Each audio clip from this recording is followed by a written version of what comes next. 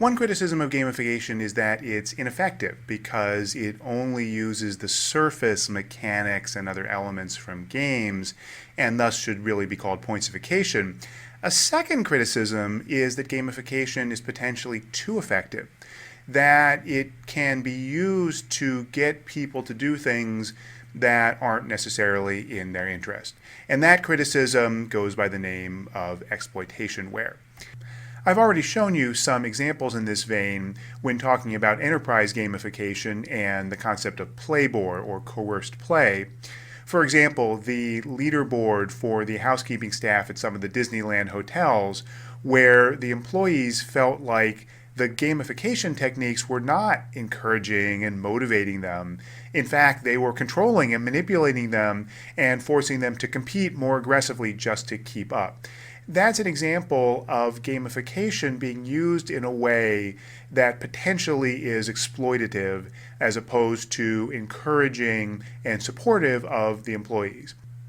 The term exploitationware was coined by Ian Bogost, who's a noted game designer and researcher at Georgia Tech University, in a post that appeared on his personal blog and also on the games industry blog Gamasutra. Here's the URL to the personal blog version of it.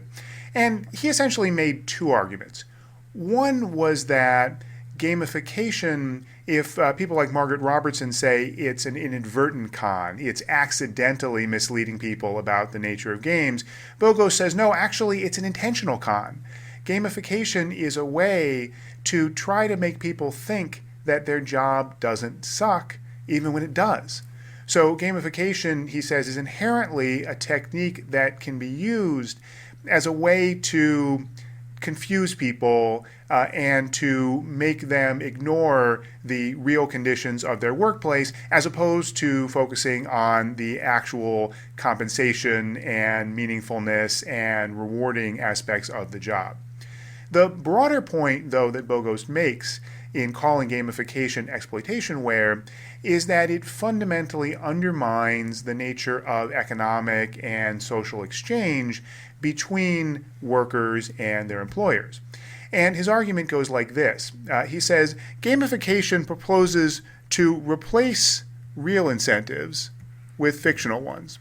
So, in other words, if the idea is we can motivate people with shiny badges and points and all of these virtual techniques that lead to no tangible material rewards, then companies will start to do that instead of rewarding and incentivizing their employees with things like money or better working conditions or more job responsibility.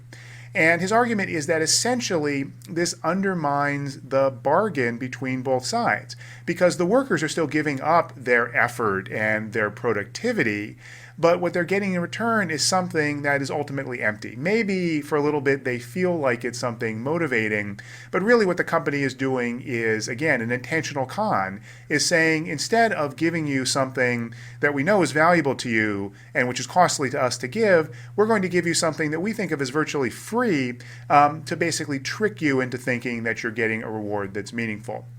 And so that's the argument about exploitationware, and it's one that is worth taking into account. Bogost does have a point, and in fact there are examples we can see, including some of the ones that I've given you in the course, where gamification is not necessarily something that's done to make workers better off. But here, as with many other examples of gamification, the real question is, how are the tools being used? The same context can be used in exploitative ways or in ways that are healthy for the workers. For example, in the call center space, there are examples of gamification that are about manipulation, that are about companies wanting to track ever more closely what workers are doing in order to manage them in ways that don't help the workers at all, that treat them as commodities, and that probably are not ultimately healthy for the companies themselves because they're so short-term focused. And at the same time, there are examples in the call center world of gamification systems that encourage people as call center operators to learn and to feel more engagement and more meaning in their work.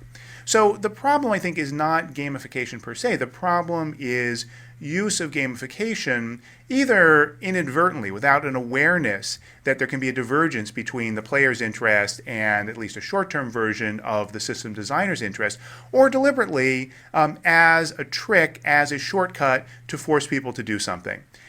This is something that's dangerous, that's harmful, and that gamification designers need to be careful to avoid.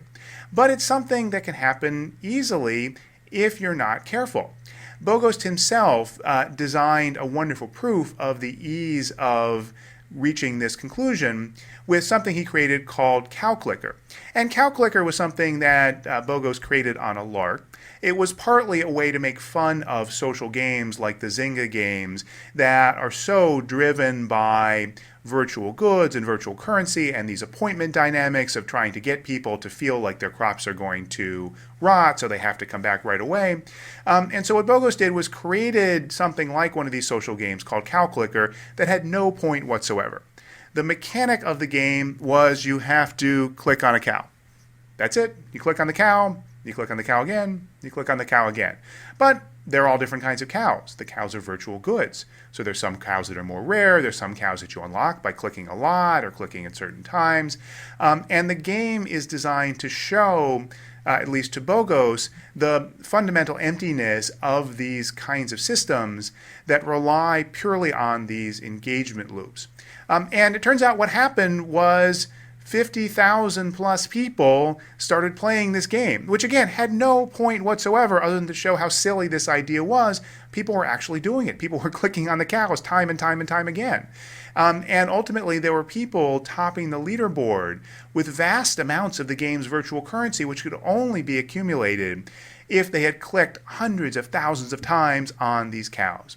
So clearly, people will do surprising things, things that may at first glance make no sense if they're drawn in by these kinds of habit-forming, engagement-based systems. That's part of what can make them useful, but it's also what makes them dangerous.